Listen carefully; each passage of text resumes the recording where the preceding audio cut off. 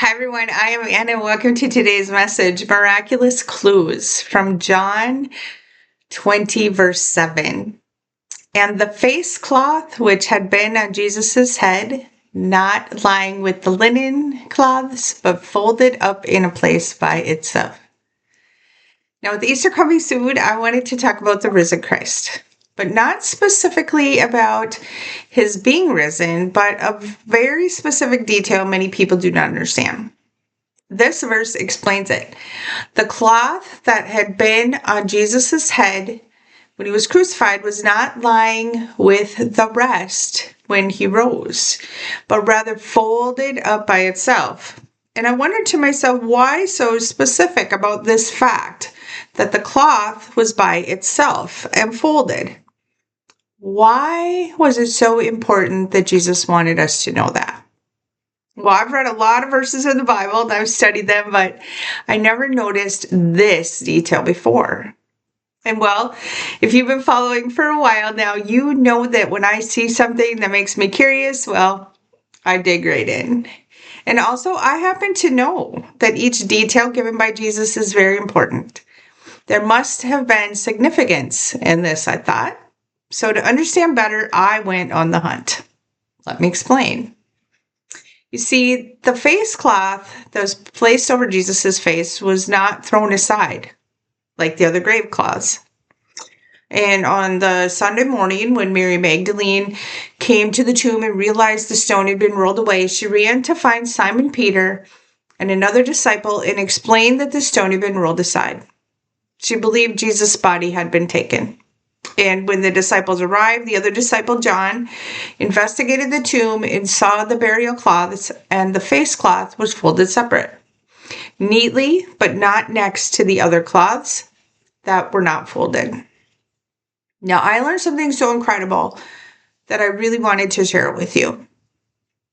Back in Jesus' day, there was a Hebrew tradition, and it has to do with the young servant and the master. You see, the servant of the master was always a young Jewish boy. And when the servant set the dinner table, he always made sure there was a napkin set however it was required by the master. And the table would be perfectly set. And then once complete, after the master had eaten, the servant would clean the table. So he would hide away until the master had completed his dinner. And he would only emerge to clean up after the master had completed the meal. But to be sure that there were no mistakes, there was a sign. The master would leave the table and throw the napkin on the table for the cleanup to begin. However, if the master left the table and folded the napkin near the plate, it meant that he was going to return, and the servant then would wait to clean the table.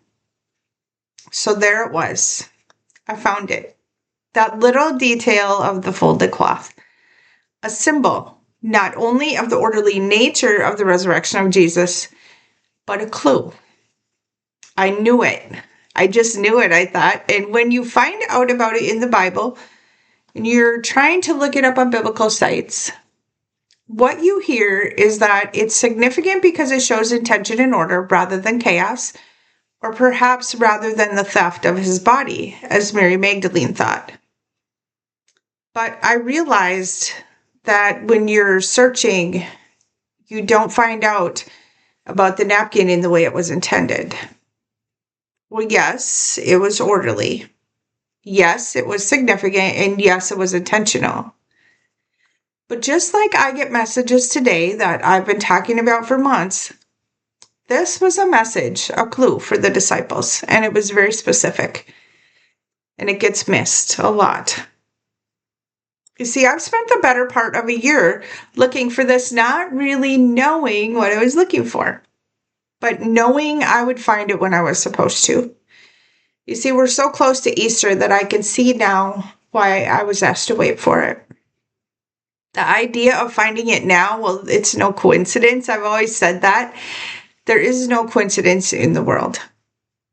You see, I've been telling you over and over again about how God gives me these messages and clues and the miraculous things that only I can understand happen.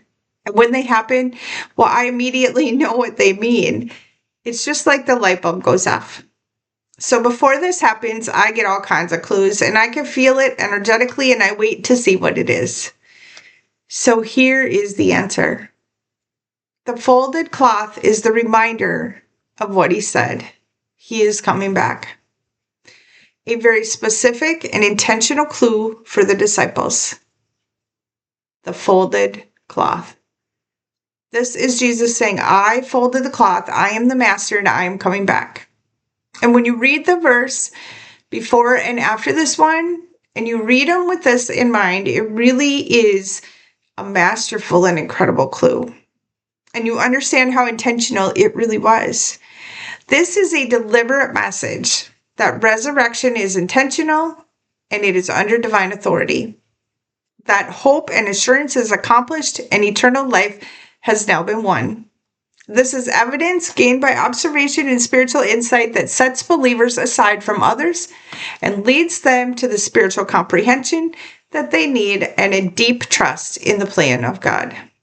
You see, John's detail in this verse was very necessary so that we could understand a lesson, a very profound lesson in Jesus' victory over death and the promise of eternal life.